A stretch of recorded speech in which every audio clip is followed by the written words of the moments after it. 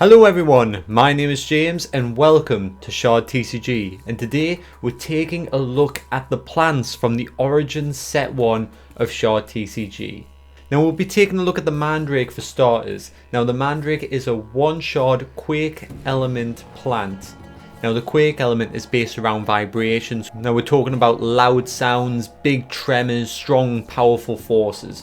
So the Mandrake, if you know the history of the Mandrake, is a plant known for screaming a lot. Therefore it ties in quite well with the Quake element. Now if we look at its effects, you can see why. It's got a shockwave effect which actually deals splash damage. Now for those of you who don't know, splash damage damages adjacent creatures as well as the targeted creature. So that is up to 3 creatures worth of damage. So that's 6 damage potentially from that shockwave move, which is incredibly powerful for a one-shard creature. So we don't just deal out splash to any one-shard creature. It is very, very niche. Fortunately, the Mandrake, only being a 2 health creature, allows it to be defeated quite easily, but you have to do it quickly, because if you check out its effect, growth, during the end phase, this creature gains 1 vitality. Now vitality increases this Mandrake's health by 1. So be careful, you have to take out the Mandrake very, very quickly because it can become quite a handful. But as we get later on in the game, that 2 damage spread out between 3 creatures isn't as effective as in early game.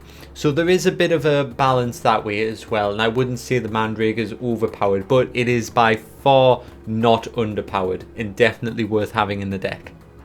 And next up we have the Yarrow, a light element one-shard plant. Now what is great about a lot of light element attacks is their direct attack, which we can see with the Yarrow with its attack Raise. Now even though Raise only deals 1 damage, it can attack directly without being countered or blocked. Unless the opposing creature has the Guardian or Tormentor title. Obviously Tormentor being that it will aggro creatures, and Guardian is a protection against direct attacks. Now with the Yarrow having 3 health, it is above average compared to its shard cost, which makes it quite sustainable on the field. And even though it can do that chip damage directly with that 1 damage, that 1 damage isn't really going to destroy many creatures on the field, so it can give your opponent a chance to gain field presence. This is where we feel like it balances out a bit, because it doesn't take long to take out a Yarrow when the Yarrow isn't destroying your opposing creatures. Now moving on to the Yarrow's effect, Nourishing Raise. Once per turn, target a plant. The target plant gains 1 vitality. Now this is quite similar to growth on the Mandrake, except the Yarrow can deal vitality to any plant creature, which makes it a little more powerful, especially because it can give it to itself. This makes the Yarrow an incredible engine card to have in any plant-based deck. Alright, and next up we have the Micanid. Now the Micanid is a shadow plant, and I know some of you might be thinking, mushrooms are not plants, but mushrooms are planted to the ground, so that is the closest to how we could tie it without coming up with a full new mushroom creature type. Now in terms of the Micanid's stats, it is just a 2/2/2, which is pretty average across the board for a one-shard creature. It doesn't have any action effects that change these stats in any way, but what the Micanid does have is Cloaked. It likes to hide in the shadows. This is very handy for it. Even in the picture you can see it's like dwelling in a cave. It's very cast in shadow. So with the Micanid using this cloaking effect, how can it take advantage of this? Let's move on to its effect. The Soul Spore. Spend 1 vitality. Increase the shard value of this creature by 1. Now the Micanid is capable of taking vitality on the field and increasing its own shard value by the same amount. This can be quite advantageous when it comes to sacrificing the Micanid, as you gain more shards to what you originally put in to summon it. Okay, and next up we have the Flusari. This is a fire-based plant, 2 shards, so it's a little stronger than the others. Let's take a look at its stats. We've got a 4/4/3 here, so that's 4 health, and then a 4 attack with a 3 counter with leeching, by the way.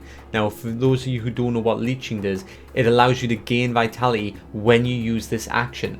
So when your opponent's attacking you, it's always worth the Flusari having a little bit of chip damage, even if it can't destroy the creature, because that is how the Flusari gains its vitality compared to the other plant creatures. Now if we move on to its effect, Overheat, we can see that when this creature has vitality, this creature gains wounding. So just one vitality on this Flusari allows it to gain a wounding effect, which is essentially a reverse of a vitality. It leaves permanent damage when this creature uses an action on your opponent's creature. And the wounding action effect will stack with Bloodvine. That means when your Flusari counters, it isn't just leeching life off your opponent and gaining more vitality, but it is leaving that permanent damage on your opponent. That is leaving a 2-point difference every time they have an interaction with each other. That is very, very valuable. So with the correct combination of cards, a deck built around a Flusari play could be incredibly valuable and will pay off for some people. Okay, and next up we have the Ent, which is our 2-shard Arbor plant creature. And if we dive straight into its attack, we can see that it has Lumbering Strike, which is a 3 attack. Now 3 attack is a little bit below average for a 2-shard creature, but it has the action effect Sap. Now Sap allows you to sleep your opponent's creature after the Ent has used this action, which makes it quite powerful really. Because I'm sure I don't have to explain, a sleeping creature isn't much of a threat. This is very useful for the Ent to be doing. This makes the Ent a key card for a lot of plant-based decks. Now if we dive into the Ent's health, we can see that it has 5, which is above average, which means the Ent is hard to take out on the field. And then combining that with its blocking, the Bracken Shield, it has a 1 block on top of that, which means it can absorb up to 6 damage before it is destroyed. So this card only really lacks in pure damage. It is great for sustainability, it is fantastic for utility with its sap, and if we dive into its effect, it also has growth, which we already covered with the Mandrake, where it gains vitality the longer it stays on the field. So you can imagine if you can keep the Ent out for a couple of turns, it becomes incredibly hard to take down. Incredibly hard. Now I can't speak for other people, but when I build a plant deck, I make sure to have as many Ents in my deck as possible. I love Ent focused plant decks. And next up we have the Triffid, which is our 2-shard poisonous plant. Now if we dive into its stats, we can see that it has a huge 5-hitter attack named Heavy Vine. Now Heavy Vine doesn't have anything else to it besides its damage, so the Triffid is fantastic for that raw damage, though its sustainability isn't quite as good with only 3 health. But something like a couple of Yarrows out on the field would give the Triffid a lot of sustainability if the Yarrows can keep feeding that vitality into the Triffid early game. Now if we take a look at the counter action Venom Laced Vines, the Triffid has a wounding effect on that, which means it is dealing permanent damage to your opponent and reducing your opponent's creature's total health by 1 each time it's dealing one of those actions. Combine that with its effect Drain Venom. Once per turn, target an opposing wounded creature. This creature gains vitality equal to the target creature's wounds. Remove the target creature's wounds and sleep the target creature. This is really scary when you imagine your wounded creature out in the field and the Triffid is just approaching it and drains the venom from the creature, as well as a little bit of its energy as it starts to drift off to sleep. The creature's starting to feel better because it's not poisoned anymore, but the Triffid now is even stronger because of that. That is terrifying. And whenever I see the Triffid in action on the field, I love to just imagine that. Okay, we're getting into the big boys now, and we have the Shambler, our 3-shard Arbor plant creature. Now, for those of you who don't know, the Shambler was originally a water creature, as aesthetically it had a lot of swampy vines, and we imagine it being very wet and fluid-like.